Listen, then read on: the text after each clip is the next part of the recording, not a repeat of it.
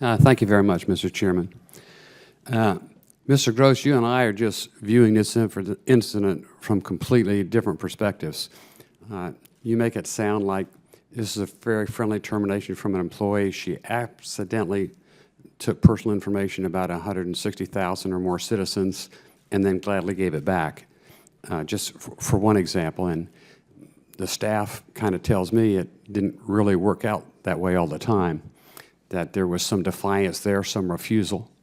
You mentioned there was no evidence that she kept any of the information. Actually, there's no evidence that she didn't keep the information. One went to work for a foreign financial institution that could benefit greatly from mining that kind of data. We know that. And, you know, I'm amused by the term, the whole issue. We call it a data breach. You know, where I'm from, we call it a theft. If you take something that's not yours, that's called a theft. We don't call it a data breach back home. Maybe just because we're talking about electronic records, we're no longer going to call it a theft. We're going to call it a data breach. But the fact is, tens of thousands of American citizens are compromised because of this. And my question for you, Mr. Gibson, in your testimony, you stated that if the threshold for a criminal investigation is not met, the responsibility lies with the FDIC to pursue the civil and administrative remedies. Could you expound upon what these remedies could potentially be? Surely there will be clear punitive measures for the perpetrators of such a breach. Are there any of these former employees currently on administrative leave, getting a full paycheck, receiving a pension like the IRS people were?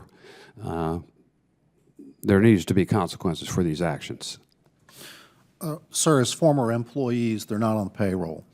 And I do not believe that any of these individuals have retired or are receiving pensions, but I don't know for sure. I believe that they all left for other employment opportunities in other places.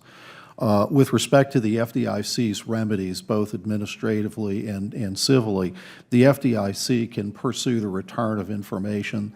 The FDIC could take actions to enjoin an individual from using, disseminating, taking any action with respect to that information. The FDIC could undertake administrative actions within the FDIC in order to tighten up its security protocols or other situations. There's a number of things they can do in the absence of criminal activity, and that's what I'm really referring to. Okay, but just on a practical basis, you know, somebody walks into a retail store without the owner's permission and steals 160,000 items. The store owner comes back and figures out somebody stole this, went to them, they say, oh, okay, well, I'll give you back these particular items, is all I'm going to admit that I accidentally took from your store. That doesn't eliminate the fact that there was a theft from the store, just because they gave back at least some of the items that they illegally took. Do you see any similarity to the example I'm drawing and what happened here?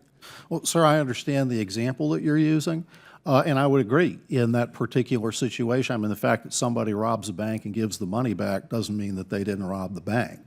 That's absolutely right. For us to pursue a criminal case, however, one of the things that we're going to have to be able to establish in connection with our case is specific intent on that person's part. If the material was removed inadvertently, which is the FDIC's conclusion with respect to that, we have a bar right up front to being able to pursue a criminal case in the face of that determination. I'm not saying that we can't, but we're going to need some facts that get us over that and allow us to be able to pursue that sort of a case. Have you exhausted the questioning of the people involved?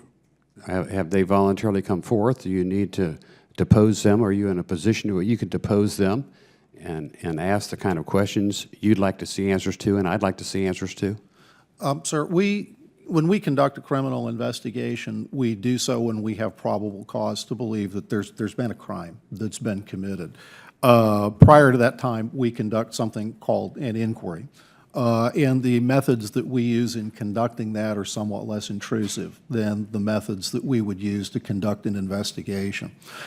When information comes to us where we are able to open an investigation, we do. And in one of these cases, we have. If additional information were to come forward to us that would enable us to open a case, we certainly would be asking those questions. We try and develop it as best we can, and that's the way in which we're pursuing it. Well, thank you for your frank answers. I see my time is up. Thank you, Mr. Chairman.